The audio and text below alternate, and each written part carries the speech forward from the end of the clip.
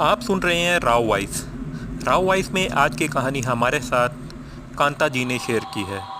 तो चलिए बढ़ते हैं आज की इस कहानी की तरफ। आज से 10 साल पहले जब मैं ट्रक चलाने का काम किया करता था तो उस वक्त मेरे साथ एक ऐसी घटना घटी जिसके बाद से मैंने ट्रक चलाने का काम ही छोड़ दिया। दरअसल कुछ यूँ हुआ कि एक सुबह मैं नींद से उठा ही था कि तभी मेरे फ़ोन की रिंग बजी। मैंने जब फ़ोन देखा तो उसमें ट्रक के मालिक की कॉल आ रही थी।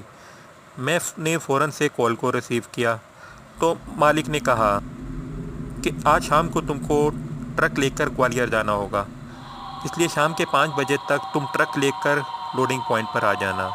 और याद रखना अपने साथ बंटी को भी लेते आना।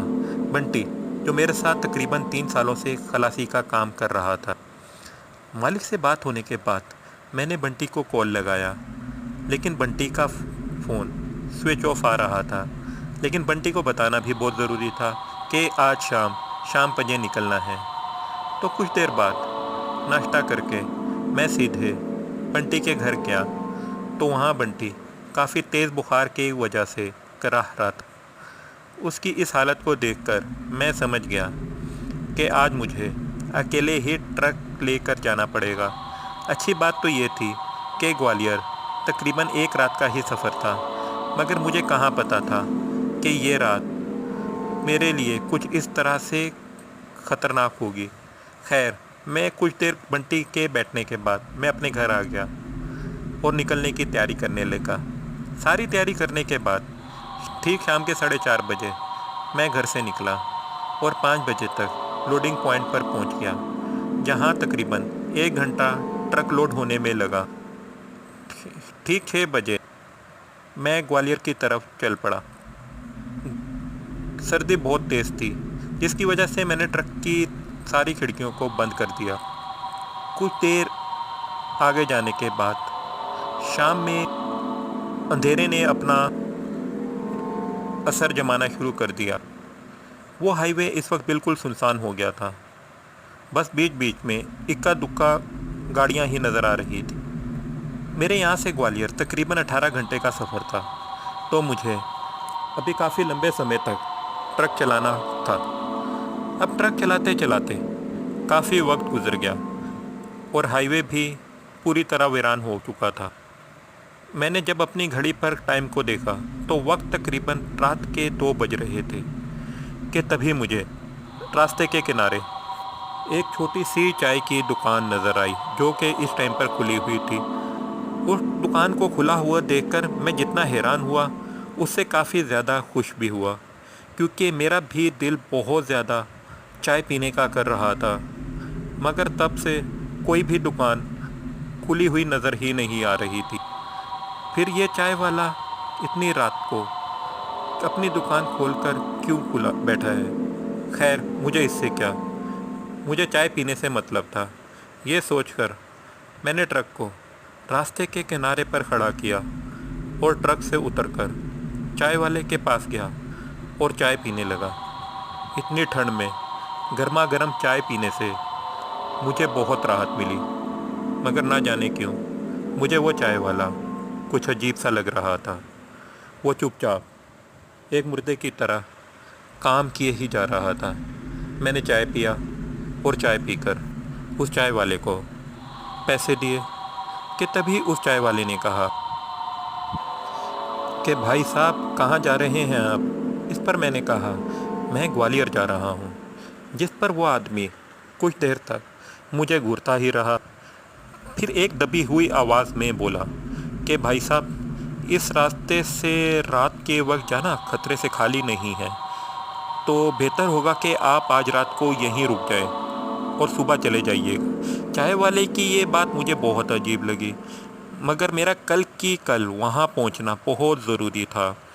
इसलिए मैं उसकी बात ना मानकर ट्रक स्टार्ट करके आगे बढ़ने लगा। लेकिन मुझे क्या मालूम था कि मैं उस चाय वाले की बात ना मानकर एक बहुत बड़ी मुसीबत को मोल लेने वाला हूँ। कुछ दूर आगे जाने के बाद मेरी चलती ट्रक एकदम से रुक गई, मगर हैरत की बात यह थी कि ट्रक स्टार्ट थी, लेकिन सिर्फ आगे नहीं बढ़ रही थी। मैंने एक्सीलरेटर को और तेज़ दबाना शुरू कर दिया, मगर इससे कुछ भी अफाका ना हुआ। तो मुझे लगा कि मेरे ट्रक के पिछले चक्के में कुछ फंस गया होगा।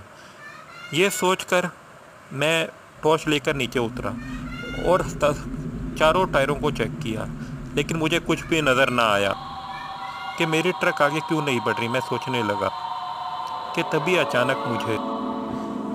अचानक मुझे किसी औरत के रोने की आवाज़ आने लगी। अचानक इतनी रात को इस वीरान रास्ते पर किसी औरत के रोने की आवाज़ सुनकर मैं चौंक गया कि तभी वो रोने की आवाज़ और तेज़ हो गई। वो आवाज़ सुनकर मुझे ऐसा लग रहा था कि वो रोने की आवाज़ मेरे आसपास से ही आ रही हो। तो मैं अपनी टॉर्च की लाइट को इधर उधर घुमाकर उस औरत को देखने लगा।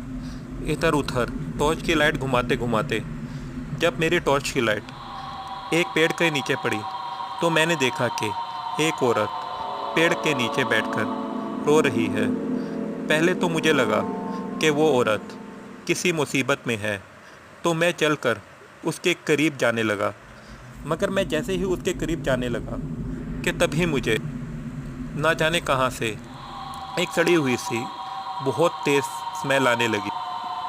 वो स्मेल इतनी तेज़ और इतनी सड़ी हुई थी कि मेरा वहाँ रुकना बहुत मुश्किल हो रहा था। फिर भी मैं किसी तरह उस औरत के करीब गया और कहा कि क्या हुआ है आपको? आप इस वक्त क्यों रो रही हैं यहाँ बैठकर? मेरे यह बोलने के बावजूद भी उस औरत ने कोई जवाब ना दिया और बस वो सिर झुकाकर रोए जा रही थी, जिस कारण मुझे इसका चेहरा दिख नहीं रहा था। मैंने दोबारा उस औरत से कहा कि क्या परेशानी है बहन जी आपको? कि तभी मैंने इतना कहा ही था कि तभी उस औरत ने एकदम से अपना सर उठाया, तो उसका चेहरा देखकर मेरे होश उड़ गए और मैं ज़ोर ज़ोर से कांपने लगा। दरअसल उस औरत का चेहरा पूरी तरह से जला हुआ था और उसके चेहरे पर कीड़े रेंग रहे थे। इस नज़ारे को देखकर मैं समझ गया कि वो औरत कोई इंसान नहीं बल्कि एक चुड़ैल है। तब मुझे पता चल गया था कि मैं उस चाय वाले की बात ना मानकर एक बहुत बड़ी मुसीबत में फंस चुका हूँ और मुझे ये भी समझ में नहीं आ रहा था कि मैं क्या करूँ। कि तभी मैं किसी तरह हिम्मत जुटाकर भागने की कोशिश करने लगा, लेकिन मैंने जैसे ही भागने के लिए पहला कदम बढ़ाया, वैसे ही उस औरत ने अपने लंबे हाथ बढ़ाकर मेरा पैर पकड़ लिया और मुझे घसीटने लगी। अभी मैं मरने के करीब ही था कि तभी वहाँ चाय वाला और एक आदमी आ पहुँचे, जिनके पहुँचते ही उस चुड़ैल ने मेरा पाँव छोड़ दिया। मगर मैं इतना डर गया था कि मैं वहीं पर बेहोश हो गया। फिर जब मेरी आँख खुली तो मैं हॉस्पिटल में था।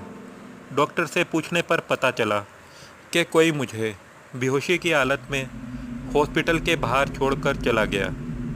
मगर उस चाय वाले और उस आदमी का कोई अता पता नहीं लगा। एक दिन हॉस्पिटल में रहने के बाद अगली सुबह जब मैं उस जगह पर पहुंचा और वहां के लोगों को पूरी बात बताई, तो मुझे पता चला कि कुछ सालों पहले उस औरत का वहां घर हुआ करता था। मगर ना जाने कैसे एक दिन उसके घर में आग लग गई और वो औरत जल कर मर गई। तब से उसकी आत्मा वहीं भटकती रहती है। फिर जब मैंने उस चाय वाले और उसके साथ आए उस आदमी के बारे में पूछा, तो मुझे पता चला कि आज से 1 साल पहले वो चाय वाला और वो आदमी रात के वक्त इसी रास्ते से घर लौट रहे थे। तभी उस चुड़ैल ने उनको भी मार दिया था। तब से उनकी भी आत्मा वहाँ दिख जाया करती है। उन लोगों से ये सब सुनकर मेरे होश उड़ गए कि वो दोनों भी भूत थे जिन्होंने मेरी जान बचाई। उस वक्त से मैंने ट्रक चलाने का काम छोड़ दिया। तो दोस्तों, ये थी आज की कहानी। अगर आपको ये कहानी पसंद आई है तो बराए मेहरबानी चैनल को सब्सक्राइब कर लें और बेल नोटिफिकेशन पर क्लिक कर दें। कहानी सुनने का शुक्रिया। अपना ख्याल रखिएगा, दुआ में याद रखिएगा। अल्लाह हाफिज़।